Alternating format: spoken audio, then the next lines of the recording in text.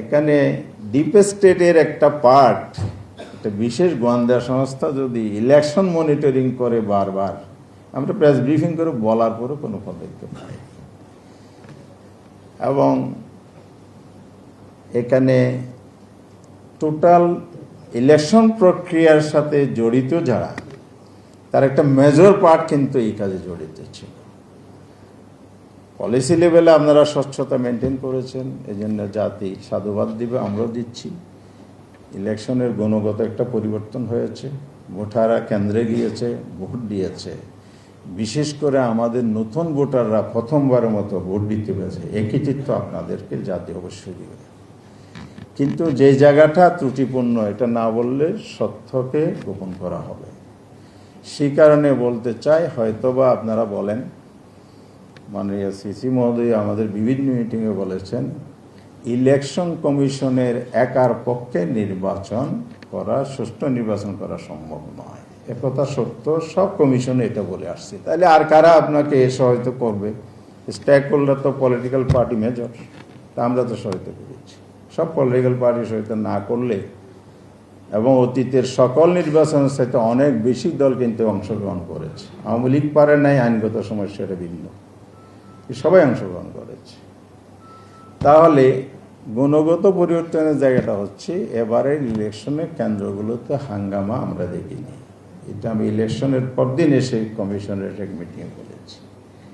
কিন্তু আমাদের বাংলায় বলে, কিছু মনে করবেন না, কথাটা কীভাবে নেবেন, বলে যে উপরে সব ঠিকঠাক, ভিতরে সদরঘাট। আমাদের প্রবাদ একটা আছে।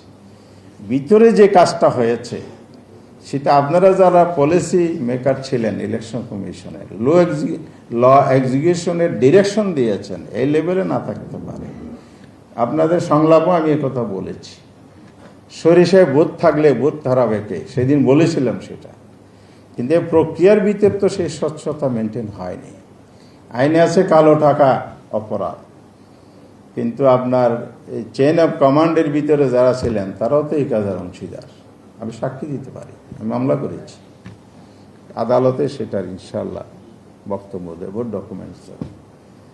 ইঞ্জিনিয়ারিং হয়েছে, পাটোয়ারি সাহেব বলেছেন। কীভাবে হয়েছে? রেজাল্ট ভোট গ্রহণেই তো সুষ্ঠু ইলেকশন নয়। সুষ্ঠু ইলেকশনের জন্য অবশ্যই ফেয়ারলি ইলেকশন রেজাল্ট ডিক্লেয়ার হইতে হবে, রেকর্ড মেনটেন করতে হবে।